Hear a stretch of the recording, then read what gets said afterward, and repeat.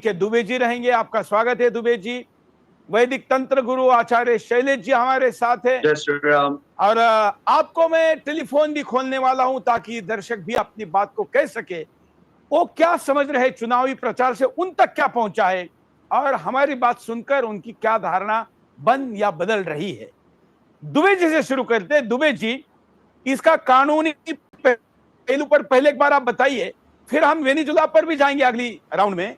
लेकिन ये natural justice के नाम पर सभी का मतलब अमीरों का पैसा लेकर गरीबों में बांटने की जो बात हो रही है, इस विषय पर आपकी पहली प्रतिक्रिया। देखिए, बात आपका हाँ, अनम्यूट करिए। ठीक है। बात जो समझने की है वो खास तौर से ये है कि आज देश में जो देश का एक मॉडल है, हमारे देश में दो मॉडल हैं। एक मॉडल को हम लेजिस फेयर कहते हैं और दूसरे को हम वेलफेयर स्टेट कहते हैं। तो लेजिस फेयर और वेलफेयर दोनों में हम सामंजस्यता बिठाते हैं, तब हमारा देश डेमोक्रेटिक कहलाता है। बिल्कुल। कम्युनिस्ट कंट्री लेजिस फेयर कंट्री नहीं होते, यानी कि पूरी इकोनॉमी वो अपने हाथ में रखते हैं और जिसको जैसे बांटना हो वैसे बांटते हैं। जब हम वेलफेयर स्टेट की बात करते हैं तो वेलफेयर स्टेट का मतलब होता है कि लोगों को भारत में जो मूलभूत सुविधाएं हैं वो मिलती रहें।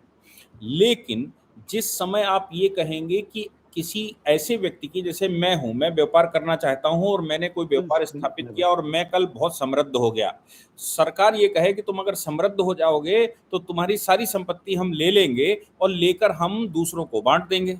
तो ऐसी परिस्थिति में मुझे बताइए, मैं देश के लिए क्या योगदान करूंगा या मैं देश में क्यों काम करूंगा, मैं क्यों अपनी कंपनी को बड़ा करूंगा, मैं क्यों संसाधनों को इकट्ठा करूंगा, और मेरे लिए जब है ही नहीं तो मेरा मतलब क्या है। ऐसी परिस्थिति में आती है वो ये दिखाई पड़ रहा है कि भाई अगर हम दो भाई हैं और एक भाई के 20 बच्चे होते हैं और एक के 2 बच्चे होते हैं, तो जो 2 बच्चों वाला है उसकी प्रॉपर्टी 1/2 बटेगी और दूसरे की 1/20 होगी। अब उनके बीच में इनइक्वालिटी लगाई जाए और कहे साहब इनको तो 1/20 मिली, इनको 1/2 मिली, इसलिए एक काम करते हैं, इनको सबको मिलाकर 22 कर देते हैं और 22 करने के बाद संपत्ति बांट देते हैं। आप बताइए कि कोई व्यक्ति 20 बच्चे पैदा करे, ये रिस्पॉन्सिबिलिटी उसकी है कि सरकार की है? कोई व्यक्ति 4 निकाह करके 40 बच्चे पैदा करता है, ये किसकी रिस्पॉन्सिबिलिटी है? 47 में जिन लोगों की जो स्थिति थी, उनका आज परिवार, एक व्यक्ति का आज परिवार लगभग 200 लोगों में हो चुका है और हमारे यहाँ बाकियों के यहाँ एक परिवार 20 लोगों में हो पाया है। तो ये जो 10 गुना डिफरेंस आया, वो 10 गुने डिफरेंस का मतलब ये हो गया कि हमने जो कमाया हमारे पास जो है, और नेचुरली भी हमारे पास है। नेचुरली से मतलब ये है कि हम चूंकि हमने बच्चे ज्यादा पैदा नहीं करे, संसाधन बड़े, हमने दोहन किया था, हमने उसका शोषण नहीं किया, हमने उसको खत्म नहीं किया, हमने कहीं पत्थरबाजी में नहीं लगाया, हमने कहीं धार्मिक स्थलों में नहीं लगाया, हमने दंगे फैलाने के लिए नहीं लगाया, हमने बचा कर रखा। तो आप हमारे धन को इसलिए, क्योंकि मैंने बचा कर रखा, मेरे 4 पीढ़ियों ने उसको अच्छे से किया, इसलिए मेरा धन छीन कर आप उनको दे देंगे जिन्होंने 20 बच्चे पैदा किए और जिसकी रिस्पॉन्सिबिलिटी उनकी अपनी थी। तो ये कैसा नेचुरल जस्टिस है? ये नेचुरल जस्टिस की परिभाषा में बिल्कुल भी नहीं आता।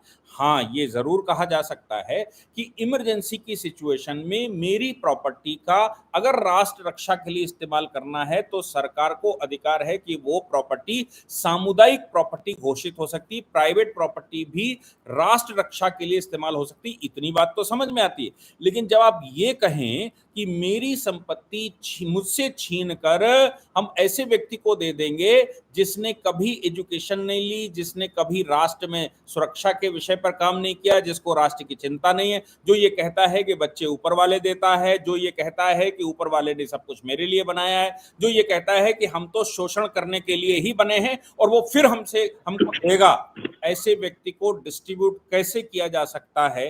तो फिर इसका मतलब ये हो गया कि फिर राष्ट्र के अंदर कानून का कोई मतलब नहीं, संविधान का कोई मतलब नहीं, विधि का कोई मतलब नहीं।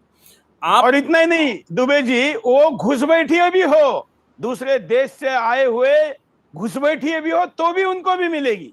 मैं वही कह रहा हूं। अच्छा, एक बात सोचिए कि आजादी के बाद हमने जमींदारी एवोल्यूशन किया, हमने प्रिंसली स्टेट खत्म किए, चलिए ठीक है। थोड़ा मुझे क्या लगता है, बहुत से ऐसी अभी दर्शक है जिनको ना प्रिंसली स्टेट पता है ना जमींदारी पता है, बता दीजिए, क्योंकि आज हमने तय किया है कि आज हम कंटेंट पर जोर देंगे।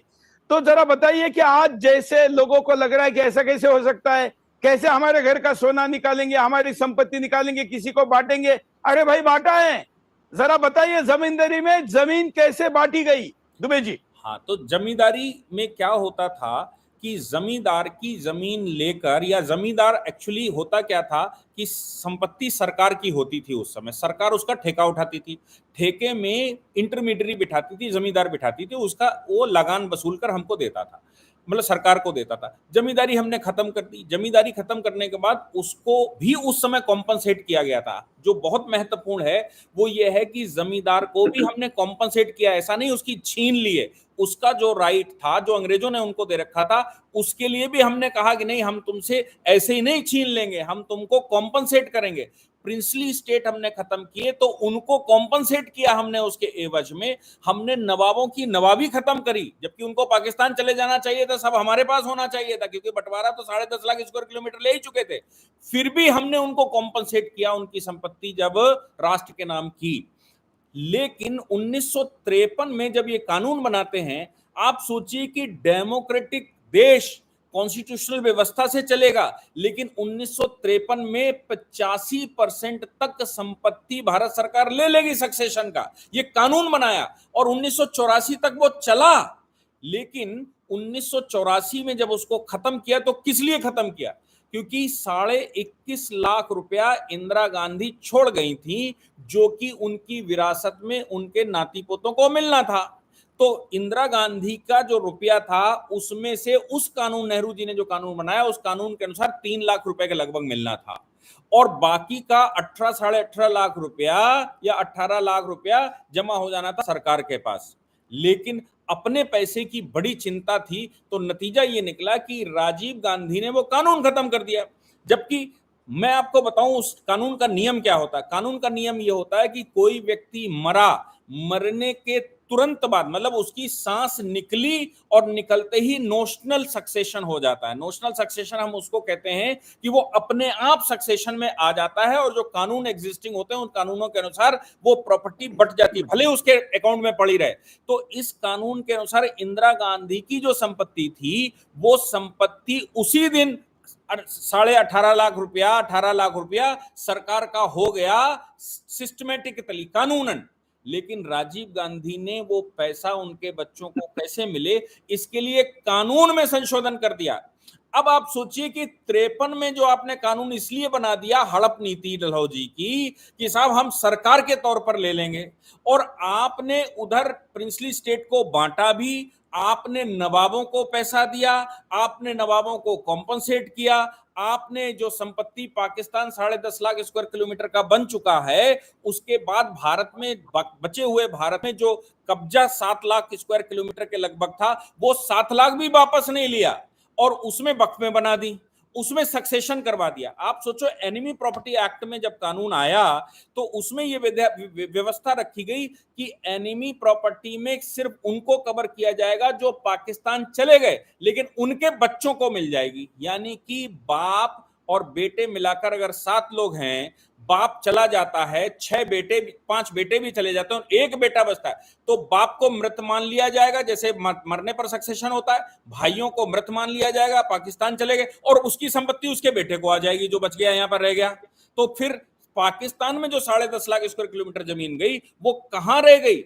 ये इक्वल डिस्ट्रीब्यूशन की बात कब करेंगे? इक्वल डिस्ट्रीब्यूशन तो तब होता कि जब उस समय 13% आबादी को भारत की भूमि की 13% भूमि मिलती। आपने 25% भूमि बो दी और भारत में भी 20% भूमि रह गई, यानी कि 13% आबादी को 45% भूमि, और बाकी की जो आबादी बची उसके पास जो बाकी संपत्ति बची। तो ये क्या वैसा ही इक्वल डिस्ट्रीब्यूशन फिर से करना चाहते हैं? क्या वही व्यवस्था करना चाहते हैं कि भैया उनके बच्चे ज्यादा हो गए इसलिए उनको संसाधनों की ज्यादा आवश्यकता है, तो हम आपका पैसा छीनकर उनको बांट देंगे, ये संसाधन उनको मुहैया करवा देंगे, क्योंकि माइनॉरिटी है, तथाकथित माइनॉरिटी है, और माइनॉरिटी होने के नाते पहला अधिकार बनता है। ये कौन सी व्यवस्था लाना चाहते हैं, मैं अभी तक उसको समझ नहीं पा रहा हूं। बिल्कुल, मैं आचार्य जी के पास जाऊं इसके पहले, क्योंकि आपने बात की है मुस्लिम वाली, तो जरा अब्दुल और एक हिंदू मित्र है और दोनों के पास संपत्ति का वितरण होगा तो क्या होगा? जरा मैं ग्राफिक के बारे समझाता हूं। पहला, यदि कांग्रेस सत्ता में आती है तो संपत्ति का बंटवारा कैसे होगा? अब्दुल के 9 बच्चे हैं और मोहन का 1 बच्चा है। दोनों के पास संपत्ति 20-20 लाख की है। दोनों के कुल बच्चे 9 प्लस मिलके 10 हो गए, तो दोनों की कुल संपत्ति 20 प्लस 20 बराबर 40 लाख हो गई। तो ये दोनों को एक किया गया। ये पहली स्टेज हुई। जरा अगली स्टेप दिखाइए।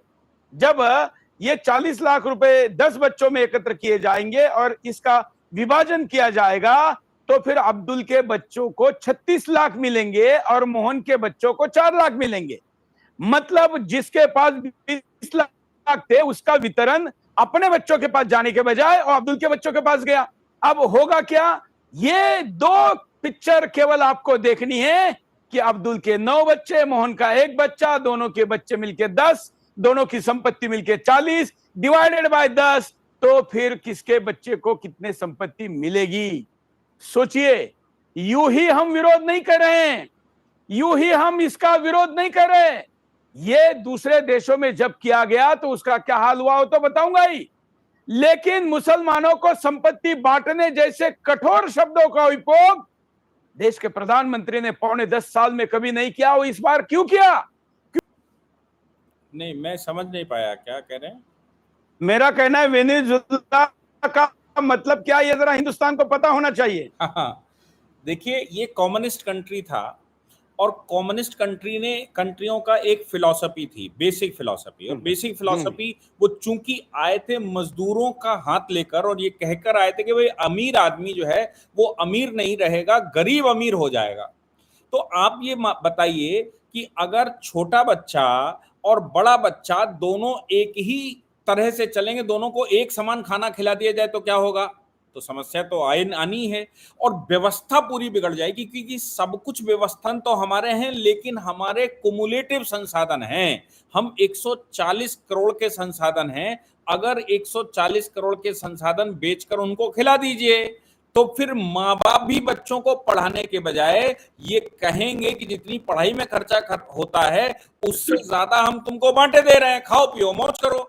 नतीजा ये निकलेगा कि अगली पीढ़ी पूर्ण रूप से बर्बाद हो जाएगी और नतीजा ये निकलेगा कि राष्ट्र भी सुरक्षित नहीं रह सकता। अब वेनेजुएला जैसी सरकारें या कम्युनिस्ट कंट्रियों जैसी सरकारें वो पूरे संसाधन हाथ में लेती हैं और डिस्ट्रीब्यूशन करना शुरू कर देती हैं।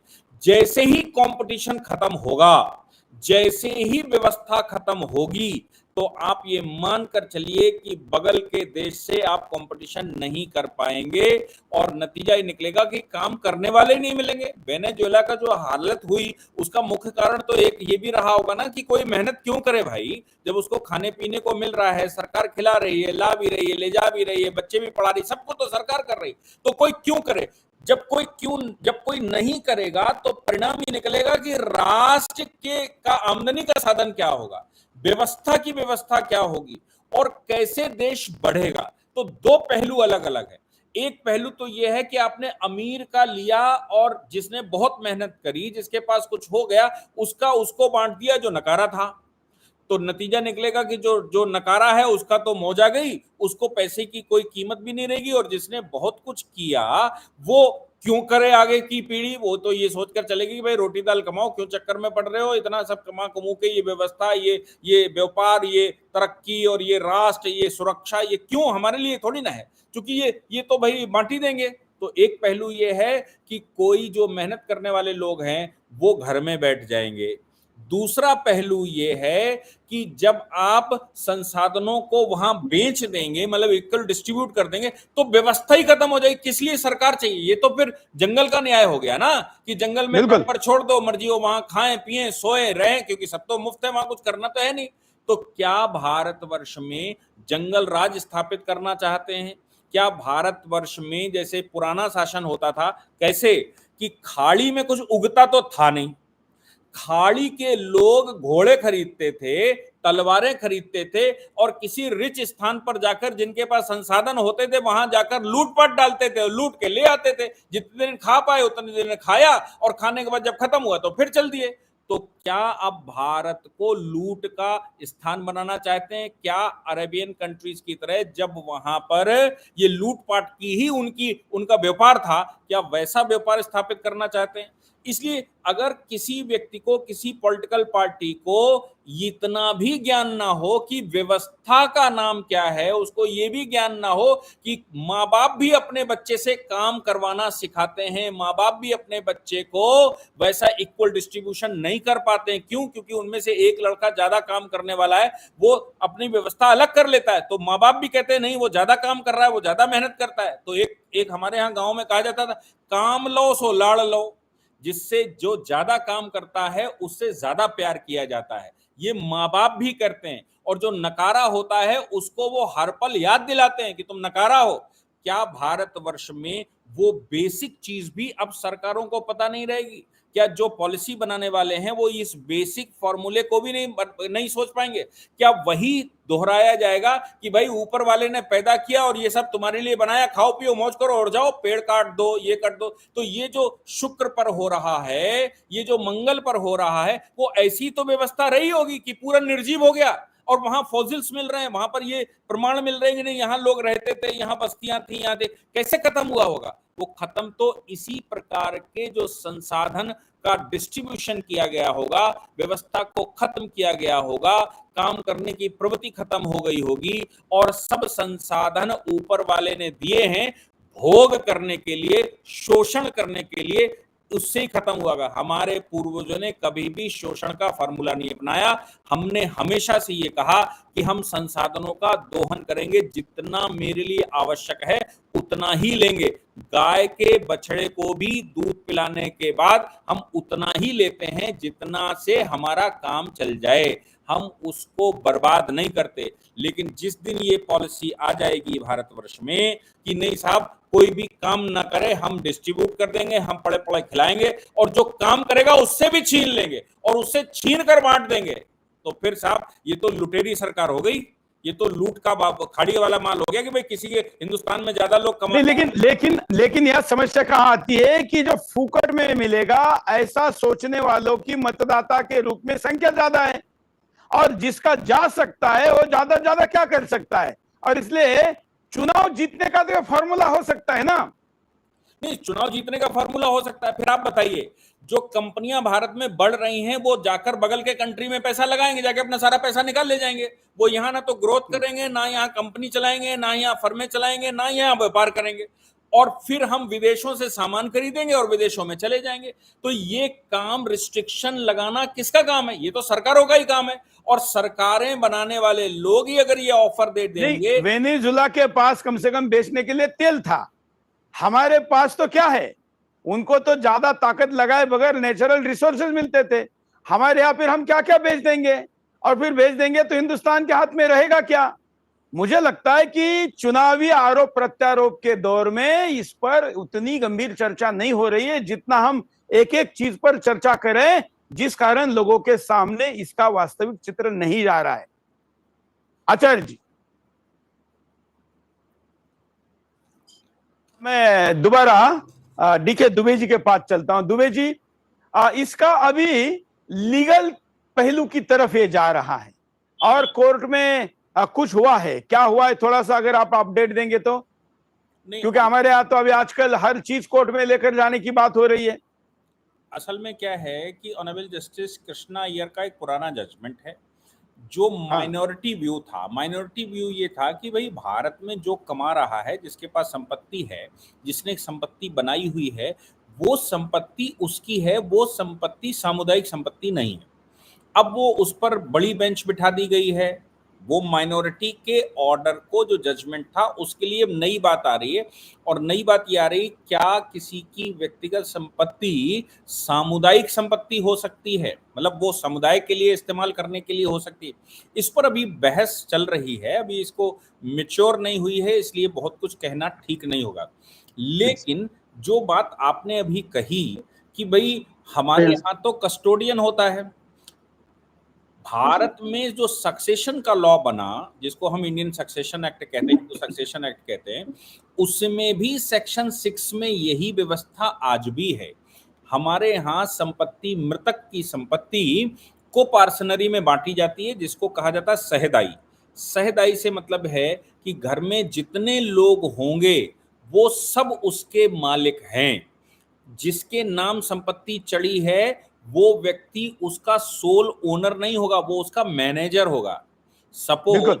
मेरी संपत्ति मेरे बेटे को जाती है, मेरे पिता की संपत्ति मेरे बेटे के पास जाती है, तो मेरा बेटा उसका मालिक नहीं हो जाएगा, उसके पूरे परिवार की संपत्ति मानी जाएगी, लेकिन व्यवस्था के तहत उसके नाम चढ़ा दी जाएगी और वो उसको सेल नहीं कर सकता जब तक बाकी लोगों की सहमति ना हो। बिल्कुल, संयुक्त हिंदू परिवार। इसको हम कहते हैं ऑस्टेंसिबल ओनर, यानी कि दृश्यमान ओनर तो है लेकिन वो रियल ओनर नहीं है। वो संपत्ति परिवार की संपत्ति है, पूरे परिवार का भरण पोषण उस बच्चे तक को हमने दिया है जो मृतक के मरने के समय मां के गर्भ में था। उसने जैसे ही परिवार में जन्म लेगा वो उस संपत्ति का एक हिस्सेदार बन जाएगा। जब तक कुपार्सनरी ब्रेक न की जाए, जब तक सहदाई की तोड़ी न जाए, तब तक वो पूरी संपत्ति समुदाय यानी कि परिवार की संपत्ति मानी जाएगी। अब सवाल इसमें ये आता है कि जो मैंने व्यक्तिगत संपत्ति कमाई और मेरा परिवार मेरे साथ रहता है और मेरी कुपार्सनरी अभी ब्रेक नहीं हुई, तो क्या मेरी संपत्ति मेरे समुदाय की संपत्ति मानी जाएगी, मेरे परिवार की संपत्ति मानी जाएगी, या फिर व्यक्तिगत संपत्ति मानी जाएगी? पूर्वजों से जो संपत्ति आई वो तो सामुदायिक संपत्ति मानी जाती है, पारिवारिक संपत्ति मानी जाती है, लेकिन मेरी व्यक्तिगत जो अर्निंग है वो पारिवारिक संपत्ति जब तक नहीं मानी जाएगी जब तक तीसरी पीढ़ी में नहीं चला जाता।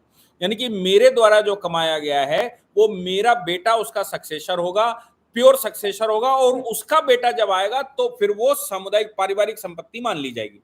तो क्या परिवार के एक साथ रहते हुए चार भाई अलग अलग कमाई करते हैं, क्या एक पूल में डाला जाए और वो एक पूल में डालकर वो चारों की इक्वल संपत्ति मानी जाए, या फिर जिसने व्यक्तिगत कमाई है वो उसकी व्यक्तिगत संपत्ति रह जाएगी और वो पारिवारिक संपत्ति तब तक नहीं बनेगी जब तक कि वो खुद उस परिवार में संपत्ति डाल ना दे?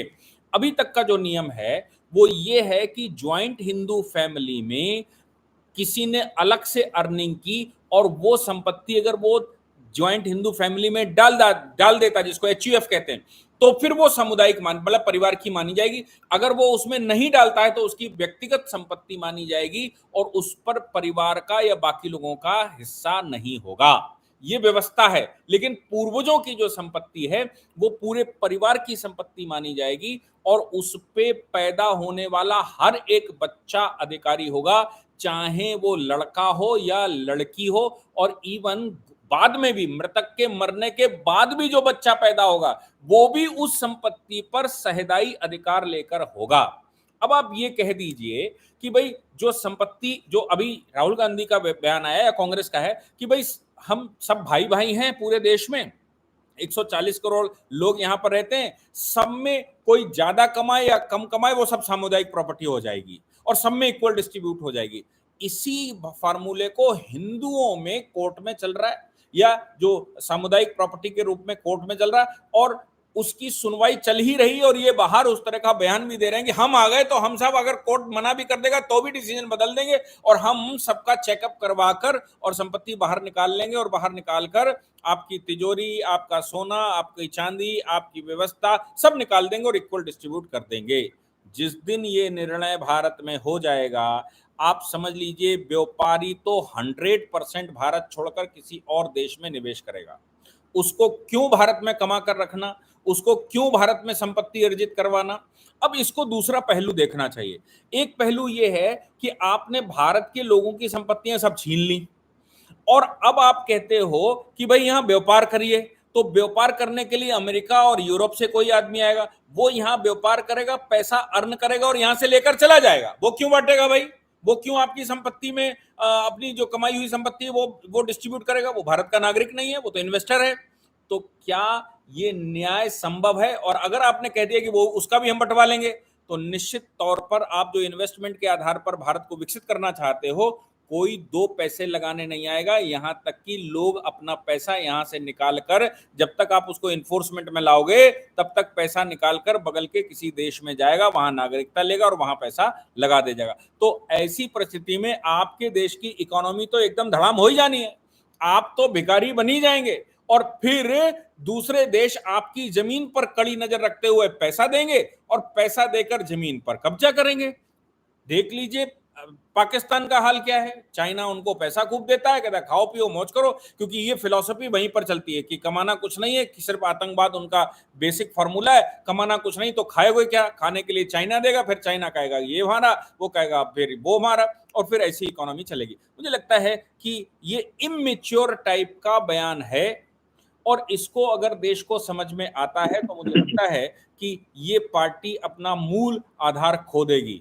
लेकिन उसके क्लैरिफिकेशन, आपको साधुवाद कि आपने इतना महत्वपूर्ण मुद्दा देश के सामने रखा, उसको एक्सप्लेन करने की कोशिश कर रहे हैं, उसके फैक्ट और उसके तथ्यों को बताने की कोशिश कर रहे हैं, अदरवाइज ये आए गए की बात हो जाएगी। और हाँ, नहीं तो क्या हो रहा है, दुबे जी की सारे चैनलों पर भी और चुनावी रैलियों में भी हवाई बातें हो रही है, इसका वास्तविक जमीन पर कुछ नहीं हो रहा है। अब तो हम हमारे टीमों को देश भर के व्यापारी वर्ग में कॉलोनी में भेजने वाले और उनको कहने वाले कि भाई आपके पास कितनी संपत्ति, इसका ये होने वाला, इस पर आपकी क्या प्रतिक्रिया है।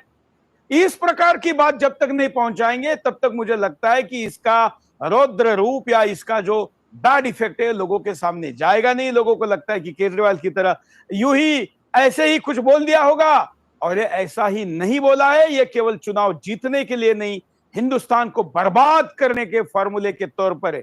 एक बड़ा खुलासा मैं इसमें यह भी कर रहा हूं, एक तरफ राहुल गांधी भारत में लोगों की संपत्ति के विभाजन की बात कर रहे, डिस्ट्रीब्यूशन की बात कर रहे, इसी समय यूरोप जैसा देश आपने यहां पर सीधे आपको 10 साल और लगातार 5 साल रहने का वीजा देने जा रहा है। इसका मतलब जैसे ही यहां पर ऐसी कोई संभावना बनती है तो भारत के लोग यूरोप में भाग जाए अपनी संपत्ति को लेकर, इसलिए यूरोप ने अपने दरवाजे खोले हैं क्या? तो फिर क्या राहुल गांधी को बुलवाने के पीछे यूरोप है? क्योंकि इतने अचानक से उसने वीजा और इमिग्रेशन के नियमों में बदलाव कैसे कर दिया, इसका कोई लिंक है क्या? इस पर भी एक बड़ा शो लेकर आने वाला हूं, क्योंकि इसका टाइमिंग बड़े प्रश्नों को सामने ला रहा है। नरेंद्र मोदी जी ने कहा है कि इसकी भनक लग गई है, लेकिन देश को पूरा समझ में नहीं आया है। मैं मोदी जी ने क्या कहा यह भी दिखाता हूं, और हम क्यों इतना डिटेल मतलब समझते हैं। लोग डंडे खाएंगे लेकिन सड़क पर भी क्यों ना हो पड़ेंगे, हवाई जहाज में तो वहां पड़ेंगे, रेलवे में है तो वहां पड़ेंगे, रेलवे जाम करेंगे, कुछ भी करेंगे, नमाज जरूर होगी जुम्मे की, लेकिन आज जुम्मे की जमात छोड़कर मतदान केंद्र पर भीड़ है। सुरेश जी, हम लोगों ने एक पीछे शो किया था जिसमें मैंने आपको इस्लाम के पवित्र छल बताए थे, और इस्लाम का पवित्र छल ये है कि वो अपने ऑब्जेक्ट के लिए एकदम क्लियर हैं, उन पर कोई कंफ्यूजन नहीं है। आप उनको राशन चावल छोड़ दीजिए, आप उनको चाशनी में डुबो देंगे तो भी वो अपने ऑब्जेक्ट के लिए एकदम क्लियर हैं कि भारत में दारुल इस्लाम यानी कि इस्लाम का शासन स्थापित करना है, और इस्लाम का शासन स्थापित करने के लिए अगर झूठ बोलना पड़े, नमाज छोड़नी पड़े और कलावा बांधना पड़े, तिलक लगाना पड़े, मंगलसूत्र पहनाना पड़े, तो सब कुछ जायज है। और ये सब कुछ पवित्र है। पवित्र इसलिए है क्योंकि इससे इस्लाम बढ़ता है और स्थापित होता है। इसलिए अगर जुम्मे की नमाज छोड़नी पड़े, सालों के हिसाब से नमाज छोड़नी पड़े, और उससे इस्लाम बढ़ रहा हो, उससे उद्देश्य पूरा हो रहा हो, तो ऐसा कोई भी काम जो कि कंपलसरी है वो भी छोड़ देना जो है वो पवित्र है। इसलिए याद रखने की बात है कि वो पवित्र काम करने के लिए वोट डालने गए हैं, क्योंकि उनको पवित्रता से भारत में इस्लाम बढ़ेगा। और अगर भारत को इस्लाम वोट ये सर्वा सबका साथ सबका विकास वाला क्या है जमीनी हालात ये बता रहे हैं। तो क्या है बिल्कुल क्लैरिटी रखनी चाहिए, बिल्कुल क्लैरिटी, इसमें कतई भाई भगवत गीता बताई क्या गई थी कृष्ण को, कृष्ण ने अर्जुन को, कृष्ण भगवान ने कंफ्यूजन ही तो दूर किया था ना। लेकिन हिंदू समाज का कंफ्यूजन कभी दूर नहीं होगा और मुसलमान कभी कंफ्यूज नहीं होगा, ये फर्क है। मैं पोल दिखाता हूं जिस पर हमने चर्चा की, उस आधार पर 2 प्रश्न आज हमने पूछे। कार्यक्रम के प्रारंभ में, क्योंकि आज बहुत चर्चा के लिए मुद्दे थे, इसलिए हमने प्रारंभ में आपको ये पोल दिखा नहीं पाए, लेकिन डायरेक्ट अंत का दिखाते हैं। गरीबों के नाम पर वामपंथी अतिवाद का विरोध होना चाहिए क्या, ये पूछे जाने पर हिंदुस्तान के कितने 99% लोगों ने कहा है कि ये जो लेफ्ट अल्ट्रा लेफ्ट है, वामपंथी अतिवाद है, ये अतिवाद निश्चित तौर पर विरोध होना चाहिए। दूसरा प्रश्न दिखाइए जिसमें हमने आपके सामने जो प्रश्न पूछा उसका